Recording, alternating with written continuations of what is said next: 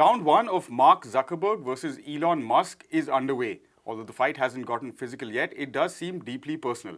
While it is fun to eat the rich, today we ask the vital question, is it even more fun to watch the rich eat each other? Far away from the realm inhabited by the big boy billionaires we were talking about earlier, well over 1 million organized workers in South Korea and the United States are either in the middle of or preparing for industrial action. We ask our reporters what's going on and the sort of impact these current waves of union actions will have on domestic and wider politics. You're watching Daily Debrief, coming to you as it always does from our studios here in New Delhi. I'm Siddhant Ani, and first up on the show today, we're talking about the past 10 days or so, where the chatter in fight circles was all about a possible cage match between two of the world's most infamous billionaires, Mark Zuckerberg of Facebook and Instagram, now of course under the Meta umbrella, and Elon Musk of Tesla, SpaceX, and most recently Twitter. Round one of the fight is already underway in a more familiar space to the tech warlords. Threads, which is Meta's new app-based octal platform, has launched, and while many people don't know what to do on it, experts say it could pose an existential threat to Twitter, which of course Elon Musk bought for over $44 billion not very long ago. Prashant is in the studio with us to talk about this fun story. Prashant, where do you want to begin? Right, I mean, I think, like you said, it's a very interesting point that people really don't know what to do on Threads, this new social media app. Now, I think the number of people who have signed on to this is quite huge. I think some 30 million users in the first, since it launched. I mean, It's when the reports came, which are a few hours ago, it would have increased even more now. But a lot of people logging into this app and then just, there's nothing happening over there. So on the one hand, I think there's some real confusion as to what this new app is, Threads. Now, it does seem like a direct competitor to Twitter. That's very clear about it. And it does look like after Elon Musk bought Twitter, and then there was a general sense of this meltdown that was taking place because he fired 85% of the staff. He brought in all these restrictions. It seemed like he was, giving a giving us free space to all these right-wing people. There was a lot of reports of toxicity and harassment on Twitter. Platform, I suspect Facebook, Meta would have decided that this is a good time to sort of enter into a new, create an alternate platform. Now, important to note that Meta itself is coming out of a disaster. It invested a lot of money into what is called its virtual reality setup. And while it's still going on, that craze seems to have faded. So Meta itself was in a bad place at that time.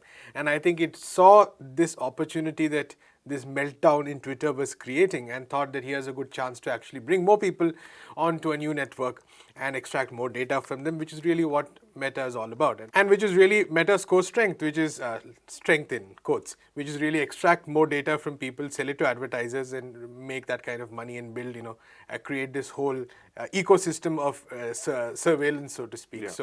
I mean, if you one way of looking very simply at it is just another platform that spies on you, that collects data from you, etc. Of course, there are a lot of other interesting dynamics as well. But definitely what this is a very personal challenge to Elon Musk on one hand, but also to Twitter. Now, Twitter is facing, recently we talked about it on this show, which is that Elon Musk implemented some restrictions on how many tweets you can see. That also made a lot of people angry. But there's been this whole advertisers. But there's been this whole for many months now, people extremely unhappy with the kind of site Twitter has become. And all of Elon Musk's claims have generally been, saying that this is the best product ever. We're going to do hardcore engineering. None of it has really come true. So this is a great opportunity in that sense for Meta to sort of bank on it. So what they've basically done is they already have Instagram, which is about 2 billion users. Now they made it very easy to sign in from Instagram to this new app called Threads. So, automatically it's very easy for people to do that. So there's no fresh setting up and all of that required, right? So that is one aspect of it. So we're seeing a lot of people moving on to Threads. Now, whether this will emerge as an alternative ecosystem to Twitter is a very, very difficult question to answer. Really very difficult, because Twitter was built over the years as a space where communities gathered. People exchanged views. You read a lot about all kinds of things. News was often broken on Twitter. It continues to be broken on Twitter in many cases. Activists were able to do a lot with Twitter. The potential to mobilize opinion very quickly and very strongly was available on Twitter. Now, replicating all this on Threads is going to take quite a lot of time, let's be honest, because these communities are not built in a day. And Twitter, despite all its problems, and Twitter had many problems, it was in every sense a tool of US imperialism in all its ways. We know that the US government has specifically intervened on Twitter's functioning at key moments. We saw that when the Russia-Ukraine war broke out, Twitter was also involved in censorship of voices which were critical of the West or which were calling for peace. So all that is very much there. So whether Threads will be able to replicate all of that community is a big question, but definitely they're trying, no doubts about that. Prashant, I guess beyond, we were making a little bit of fun of course, Musk and Zuckerberg, but beyond that, this also in 2023 has serious implications for journalism and media, and since that plays such an important role in particularly electoral processes. We've seen in India also instances of Twitter, getting in the middle of things, as well as Meta. And from maybe the perspective of any elder millennials and those before who might be watching, adding another platform into the mix, is this also another sort of broader ploy to, further obfuscate what's going on, reduce transparency, and keep this general idea of data mining as well as surveillance going in that sense? So I think there are two or three angles to look at this issue, actually. The first angle is the fact that I think by now everyone knows that this is what Meta does. I mean, there's no real expectation. This is not the early 2000s, right? Everyone knows that Meta is a corrupted, data swallowing, data guzzling entity, which acts in an extremely cynical way. Let's be very clear about it. I mean, I don't think anybody expects any noble, that anybody has any noble expectations out of Meta in that sense. So definitely no doubts about the fact that this is yet. Interestingly, important thing to note that Threads has not been launched in the European Union, which has perhaps the most toughest data protection and privacy laws. So, they're worried about the fact that they may not be able to exactly comply with all these laws. So it has not been launched in the EU. That's an interesting thing to take note of. But I think there is, there's no doubt about the fact that this will help them that way. But I think the larger, and of course also I think that the other thing Meta might try to do in the Threads app is to maybe make it a bit less, fingers crossed, but make it a bit less polarizing, or they might try to make it more advertiser friendly. That's what a lot of experts are talking about, which is that there's probably going to be an attempt to sort of make it a space where advertisers have better access to people, and then that way bring advertisers into from Twitter, which would be a real blow to Twitter as well, because Twitter has never done very well financially. So that definitely is the other aspect to consider. But of course, that means that a lot of things which you hope from a public space will not really be realized. But all said and done, that's Meta, that they make money. I think someone said that it's a choice between one tyrannical evil billionaire who prefers who prefers this thing for the money, or who prefers to do evil things for the money, versus another who prefers to do evil things for ideology. Right. So, but keeping all that aside, there is one thing which is interesting to note, which is that Threads is built on a protocol which is known as ActivityPub. Now, ActivityPub has been recently in the news because of the fact that it provides the foundation for a lot of other platforms, including Mastodon, which is an alternative social media site where people have far more control over their data. Right. Now, Threads claims that it is also going to be part of this network, what is called the Fediverse, if I'm not mistaken, the Federal Universe. Right. It's a combined word. So it says it's going to be part of that, so that there's going to be more portability of data. So there have been some experts who have welcomed the fact that instead of building its own full silo, which is what tech companies usually do, they build their entire network to themselves, keep it completely closed off. If you're part of this network, you can't access any other network. And because you're part of this network, then your data can be extracted more easily, right?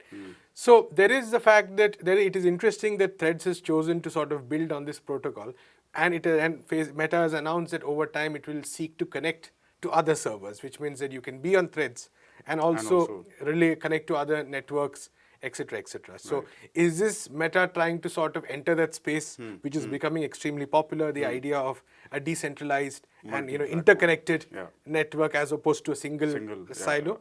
So that's really an important question, because that's what has happened often. Like there have been a lot of examples of these kind of decentralized networks coming, and then a big company decides that they should also get into the act. So we could also look at it in that way, and that might have some interesting implications for the future of social networks as well, meaning that the old ones, which are all about those silos, might face it. There might be a new perspective coming into being. So we need to see where this goes. All right. Thanks for adding some substance to the conversation, actually, in terms of how things might go forward. But we are still looking forward to that cage fight, irrespective. But we're also moving on now to the real world, where working people are engaged in a constant and seemingly endless battle against big corporations and governments for fair wages and dignified work conditions. In this context, today we're talking about South Korea and the United States. Korea first. The Korean Federation of Trade Unions has been on strike since Monday. It announced a staggered 2 weeks of industrial action, which is of course underway already. The action is in protest of the conservative Yoon Suk Yeol government and follows a breakdown in negotiations on minimum wage. Anish covers the region for People's Dispatch and joins us now via video. Anish, good to see you again. The strike began on Monday. It's a staggered strike called by a trade union that has over 1 million members, so obviously quite impactful potentially. What's been the sort of scene over the past week, one working week almost over now? Yeah, so in the current scenario, what we have is, like, let's begin with the demands, because I think that is also essential at this point. Because apart from the calls to raise the minimum wage to about 12,000 won per hour, which is about $9 worth, which the current rate is at about 9,600 won an hour. And apart from that, you also have other calls, demands that are very political as well, which includes resignation of President Yoon, and also the demand for South Korea to push against the release of Fukushima waters. Now, these are some very interesting parts of the strike, because it actually shows the very political nature and the necessity of such political strikes and mobilizations by trade unions that is in South Korea at the present moment right now. Now, obviously, KCTU has always been quite militant, quite anti-establishment, very pro-worker, quite independent as well, and has always had a very anti-conservative, anti-militaristic streak. And so it has always supported, peace processes with the North, and has also called for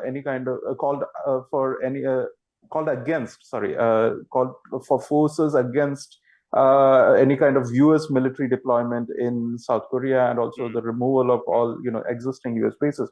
So it has always had this history, and that has already attracted a load of attention from the government. Not very good attention, actually. We have seen multiple investigations. Even recently, earlier this week, after the strike was declared and it began, you have the Yoon government thinking of initiating an investigation over the demand for, like, whether or not there's a political or outsider influence over their demand for South Korea to oppose release of Fukushima waters. So this clearly shows that the government has already, obviously there has been some targeting of the opposition Democratic Party, but when it came to trade unions, there have been multiple raids and cases against them, cases that need not they do not have any basis. Many of them pertain to claims of outsider influence or North Korean influence, actually. A very sort of Cold War era, and kind of anti-communist, McCarthy's kind of. The raids are coming, kind of. Right. Exactly, a kind of narrative that the Yoon government and the ruling PPP has been trying to push against trade unions at the moment. So the fact that such a massive struggle was organized was not primarily, it doesn't come just from this narrow point of view of just labor rights or a minimum wage hike. It also comes in trade unions having to take up a more significant part in as an opposition force in South Korea. And this is not just KCTU. We have also seen the more pro-establishment, the other umbrella union, also taking a stand against the crackdown on labor union leaders and also the sort of hounding that we have seen over the past year now. So to give us a broader sense of things, what kind of support are these unions getting from mainstream opposition parties? Clearly, because their membership is still strong, they still have a strong support base among the working class. But from a mainstream political point of view, is there support for them? Are other leaders sort of perhaps joining in at the picket lines? How is it working out? So far, we haven't seen, like, there have been statements of support from opposition leaders. Definitely, the Democratic Party has always been, like, the media often portrays the Democratic Party and the trade unions to be very close knit, but it's only pretty much more or less like having sympathetic attitude towards the trade union movement, because obviously this is against the more pro-establishment one that always existed and was established under the military regime, the previous military dictatorships that existed before in South Korea. So that is there, but obviously you will not see political leaders participating in picket lines and rallies of trade unions, and that's some kind of division that is very politically a part of the political culture of South Korea as well. But definitely there is some level of support. You have the same kind of demands being raised, not just when it comes to Fukushima waters, or for that matter, calls for resignation of Yoon. But there's also the demand to raise minimum wages in South Korea and to address a whole host of labor issues, including overworking, the growing unemployment size, addressing the inflation, rising inflation that right now, without energy and food costs, actually stands at about 4.6%, if I'm not wrong, which is quite high for any country to begin with. So it actually, so the Democratic Party has also used that as a standpoint. But if you look at outside of what happens in the Congress or the Parliament and electoral politics, the fact that we have seen sustained movements and mobilizations by trade unions, and mostly the trade unions. It's not only the trade unions, but mostly from the trade unions in the past year or so, against all the sort of not just conservative anti-labor policies, but also against greater militarization efforts, provocations against North Korea, provocations against China, all sorts of efforts to actually make South Korea another launch pad for a new Cold War, is one of the, and trade unions have been at the center of all such opposition in South Korea, and this is part of that, and that is why it really needs that level of attention from the likes of us, actually. All right, thanks very much for bringing us that update today, Anish.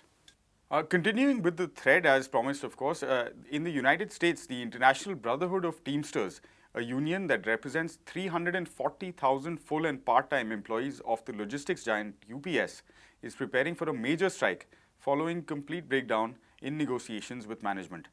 To find out more, we spoke to Natalia Marquez. Natalia, what exactly is going on with the UPS Teamsters? So right now, UPS Teamsters are going into their practice pickets. They're essentially practicing the picket line before work and then going to their shifts, getting their signs out, rallying, chanting, having media, having press there.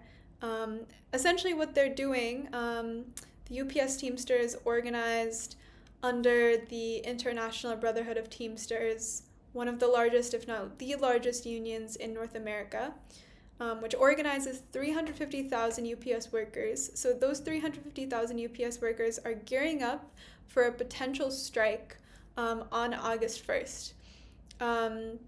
Their struggle has been very hot in recent months because the contract that they're currently under expires on July 31st. And union leaders have been undergoing contract negotiations with the company, United Parcel Service, UPS, for many months now, and are gearing up for a potential strike.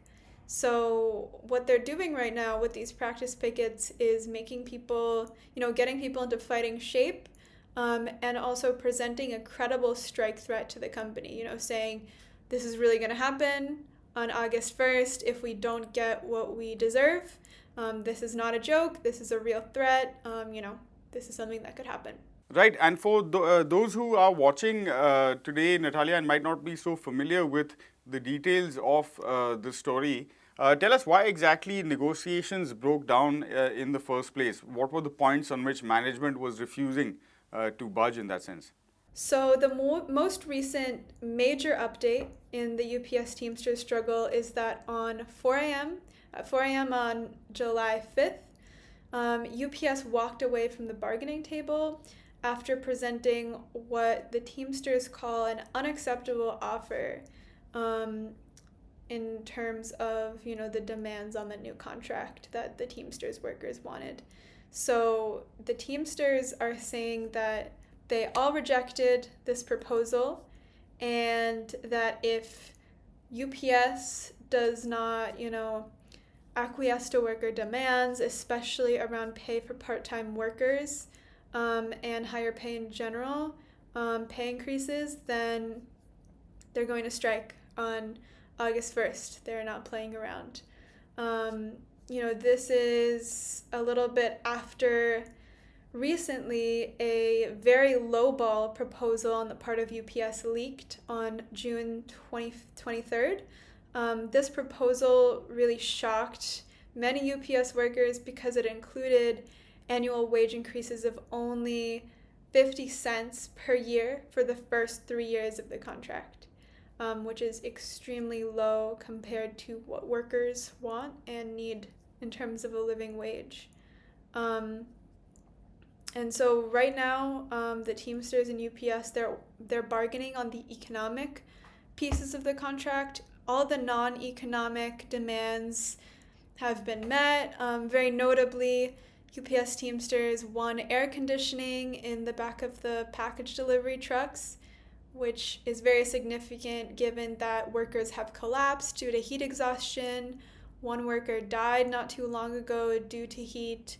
UPS has also won the elimination of the 22.4 tier, which was a piece of the old contract that arbitrarily divided workers and paid some workers less for the same work, and really divided workers in the union. It was very bad for UPS workers. So that was a major win, getting rid of the deeply unpopular 22.4 language. But right now, really a major demand is higher pay, especially for part-time workers who often make, basically the minimum wage, right? Not a living wage when you consider the cost of living in the United States. And so that's been a major sticking point that workers have said that, UPS is not willing to provide adequate pay and adequate economic demands. And so the Teamsters leaders have walked away from the bargaining table, negotiations collapsed, UPS walked away from the bargaining table, and the Teamsters will strike come August 1st if those demands are not met. All right, on that note, we bring to a close this episode of Daily Debrief. Thank you very much, as always, for watching. Despite us making fun of all the social media platforms out there, we encourage you to give us a follow on whichever one you use, starting with YouTube. Of course, like, follow, subscribe, and all of that. Do also head to our website, peoplesdispatch.org, where you can find more details on these stories and all of the other work we do and have done in the past. We'll be back with a final episode of the week tomorrow, same time, same place. Until then, thanks for watching again. Goodbye.